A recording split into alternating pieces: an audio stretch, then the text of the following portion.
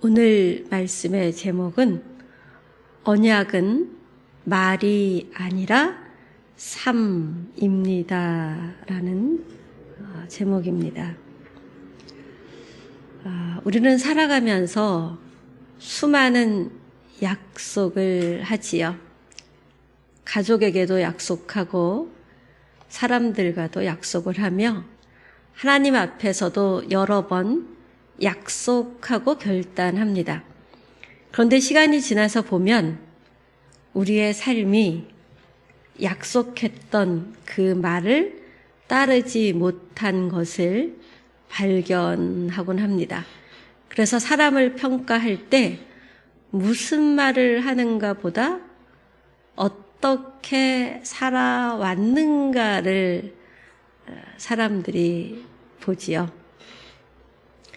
우리 신명기 12장에서 26장까지가 신명기의 본론에 해당하는 말씀인데 오늘은 이제 그 본론의 마지막 장의 후반부 말씀을 함께 나눕니다.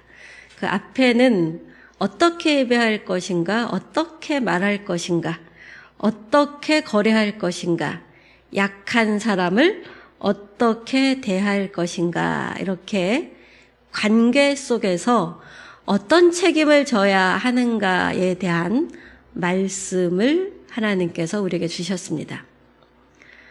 특별히 지난주에는 하나님 밖에 있던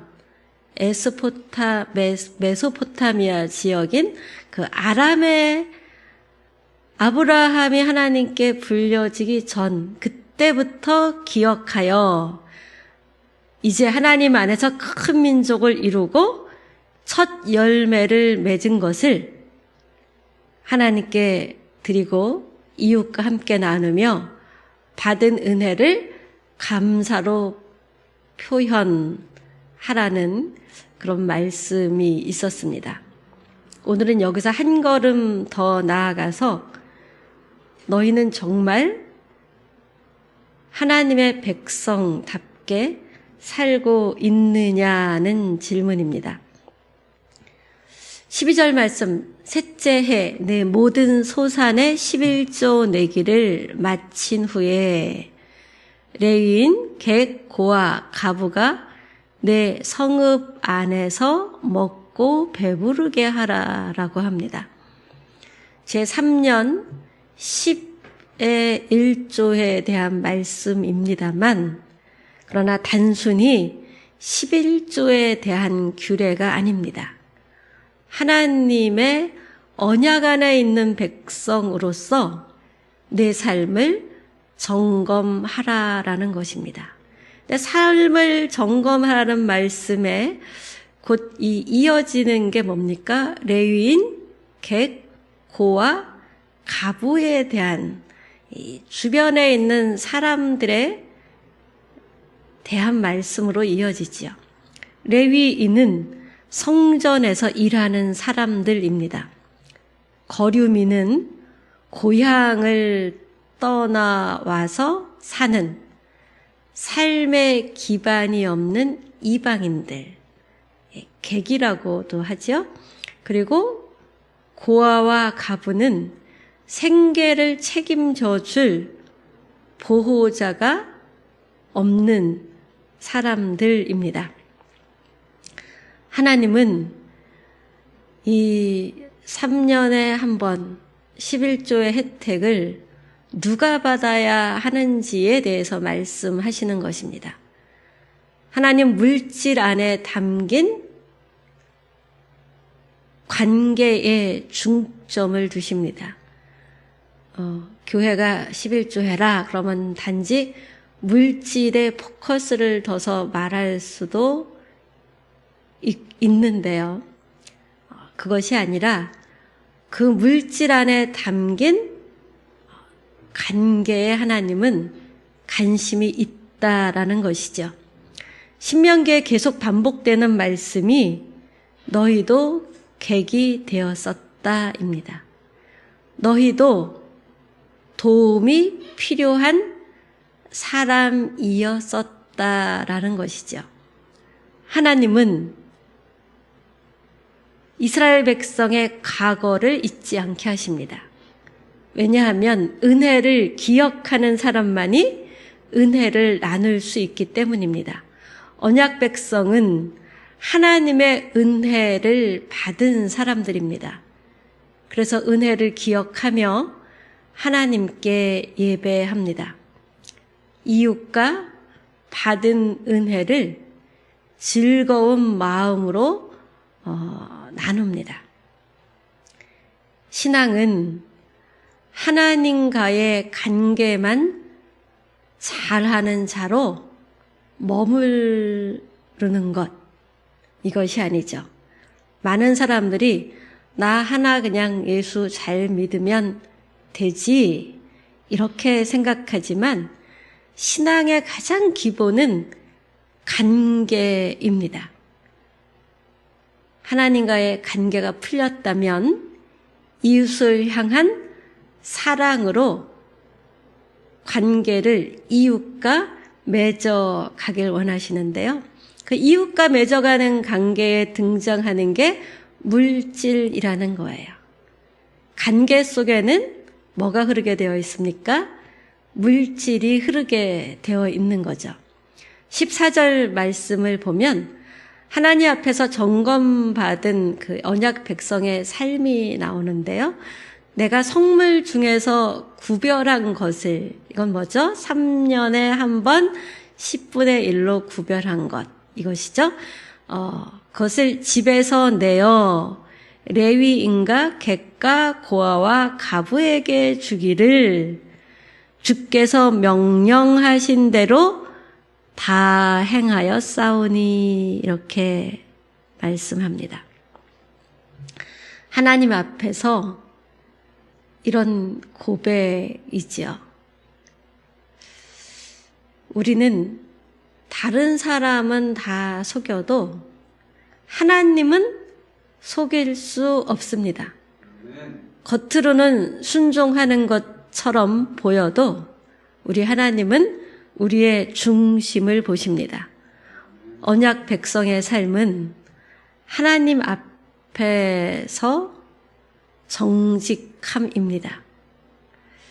오늘 이 14절 말씀에는요, 한 3가지의 정직함을 얘기하고 있는데, 애곡하는 중에 먹지 아니하였고 라고 하죠. 슬픔과 어려움 속에서도 하나님의 것으로 구별된 것을 내 필요를 위해 쓰지 않았습니다, 이런 뜻입니다. 순종은 형편이 좋을 때만 하는 것이 아닙니다.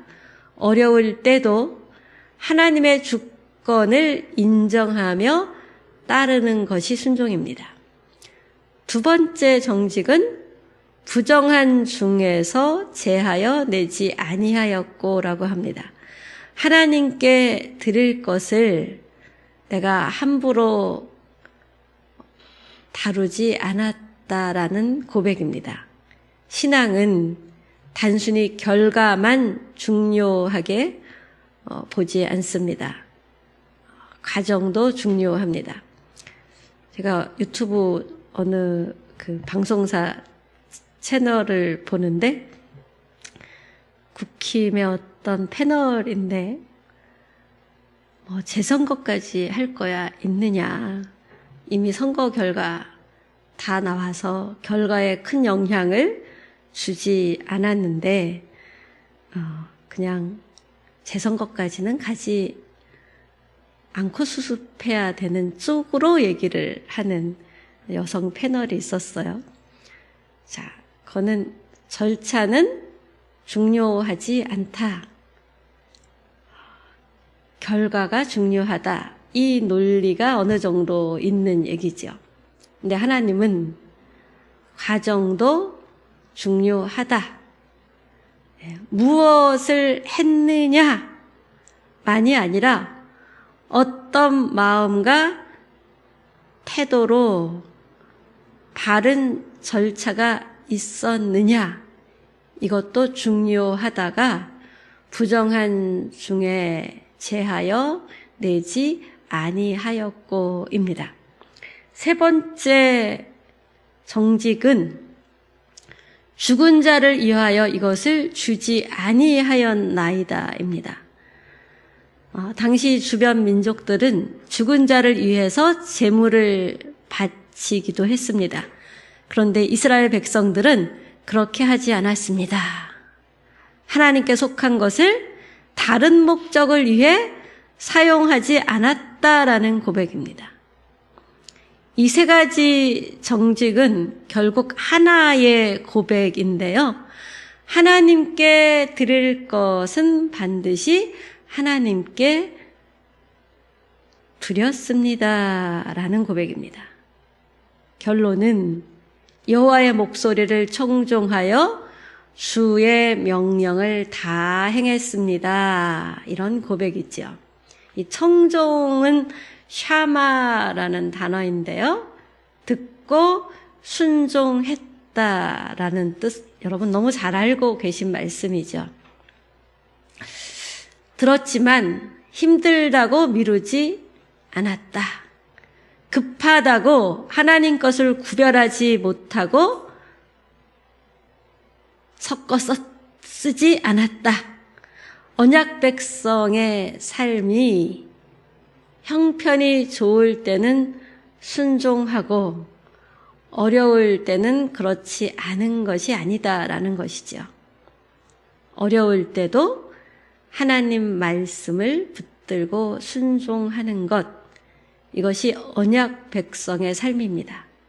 이런 삶을 사는 언약 백성에게 하나님이 이런 말씀을 주십니다. 15절, 하늘에서 보시고 복을 주옵소서라고 구해라. 너무 많은 사람들이 원하고 바라고 좋아하는 말씀이죠. 하나님 복을 주옵소서. 그런데 뭡니까? 순서가 중요합니다. 먼저 하나님 말씀을 따르는 순종이 있고 그 다음 복을 구하라. 기독교는 기복의 종교가 아니에요 라고 말해서 복이 없는 종교가 아니라 복을 구하라. 참된 복을 정말 주실 수 있는 분은 오직 주권자 하나님이신데 그 주권자 하나님은 복을 구하되 순서가 중요하다라는 것입니다. 언약 백성은 복 때문에 순종하는 사람이 아닙니다.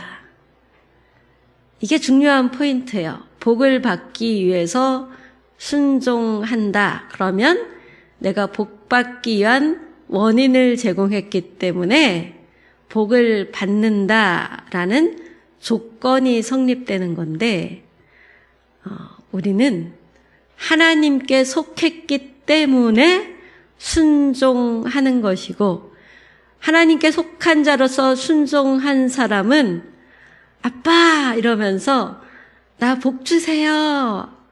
아빠 자녀답게 살았죠? 칭찬해 주세요. 이럴 수 있다라는 것입니다. 우리 16절부터는 본문의 절정이 시작된다고 볼 수 있는데요.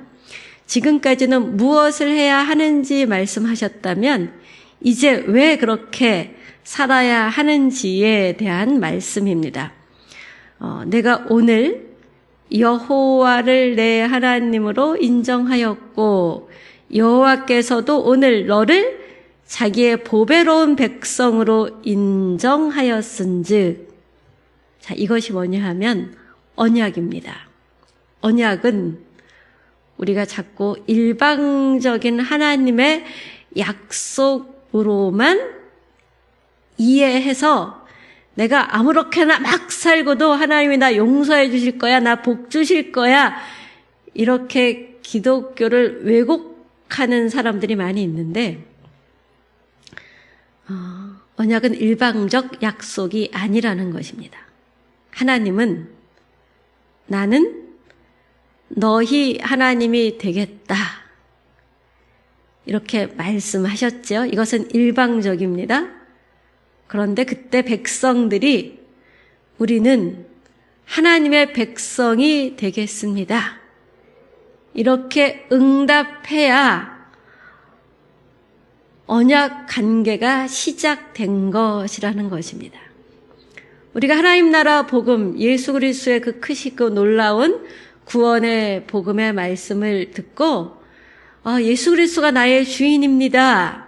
주님 내 안에 들어와서 나의 주인이 되어주시고 내 평생을 인도해 주십시오 라고 해야 하나님의 예수 그리스도를 통한 우리를 향한 사랑이 내 안에서 내 것으로 나도 하나님의 언약 안에 있는 주님의 자녀로서의 관계가 시작되었다라는 것입니다.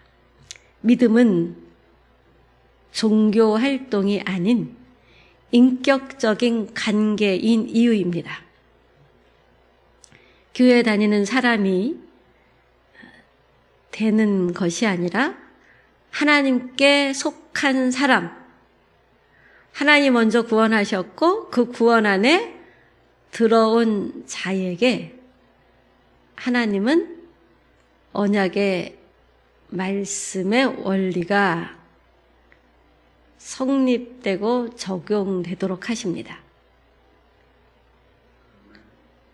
말씀을 지켜서 구원 얻은 것이 아닌, 순종은 구원의 조건이 아닌 구원받은 하나님의 백성의 삶의 방식이 말씀을 지키며 순종하는 것이라는 것이죠. 19절 말씀 보면 찬송과 명예와 영광으로 모든 민족 위에 뛰어나게 하시고, 자, 하나님은 이스라엘 구원받은 하나님의 백성이, 언약 안에 있는 하나님의 백성이 자기들끼리 잘 먹고 잘 살라고 하나님이 이렇게 언약 안으로 부르신 것이 아니라 하나님의 성품을 드러내는 백성으로 부르셨다라는 것입니다. 세상은 경쟁으로 높아지려고 합니다. 하지만 하나님 백성은 사랑으로 살아갑니다. 세상은 움켜쥐고 독점하려고 합니다. 그러나 하나님 백성은 나누며 흘려보냅니다. 세상은 자기 이름을 위해 삽니다. 그러나 하나님 백성은 하나님의 이름을 높이려고 삽니다. 이것이 거룩입니다. 거룩은 세상 밖에 있는 것 또는 교회 안에 있는 것이 아니라 세상 속에서 하나님께 속한 사람답게 살아가는 것입니다. 오늘 우리 신명기 본론에 해당하는 말씀의 마지막인데요. 결국 신명기 본론 말씀은 한 가지로 모입니다. 예배 드려라, 정직하게 살아라, 약한 사람을 돌봐라, 말씀에 순종해라. 왜냐하면 너희는 세상이 모르는 큰 은혜를 받은 하나님의 언약 안에 있는 백성이기 때문이다. 그래서 언약 백성의 삶은 의무에서 시작되지 않습니다. 하나님 백성이라는 분명한 자기 정체성에서 삶이 시작됩니다. 나는 하나님의 사람이다. 이 고백은 은혜 받은 자의 고백입니다. 은혜를 알기 때문에 순종도 가능하고 나눔도 가능하고 거룩한 삶도 가능한 것이지요. 그래서 은혜의 하나님은 끊임없이 우리에게 성경에 보면 너희가 누구에게 속했느냐? 이렇게 묻습니다. 아담과 하와가 범죄했을 때도 동산을 거니시던 하나님이 뭐라 그러셨죠? 내가 지금 어디 있느냐? 곧 너 지금 누구에게 속했니? 하나님 안에 있니? 하나님 밖에 있니? 라는 소속을 묻는 질문이지요. 하나님은 우리에게도 오늘 물으십니다. 너는 누구에게 속한 사람이냐? 우리는 은혜 주신 하나님을 알고 기억할수록 하나님 앞에 정직하게 살아갈 수 있습니다. 하나님이 구별하신 것을 내 것이라고 탐내지 않고 나누며 살 수 있습니다. 이것이 하나님 백성답게 살아가는 삶입니다. 언약은 말만이 아니라 삶입니다. 언제 어디서나 하나님의 사랑과 성품을 드러내는 삶으로 하나님 앞에 서는 삶, 그러면서 하나님 아버지를 보며 하나님 저를 굽어보시고 복 주시옵소서 이렇게 기도하시는 삶이 되시길 주님의 이름으로 축복합니다. 이 삶이 없이 기도해놓고 응답이 안 온다고 하나님이 왜 응답 주시지 않느냐고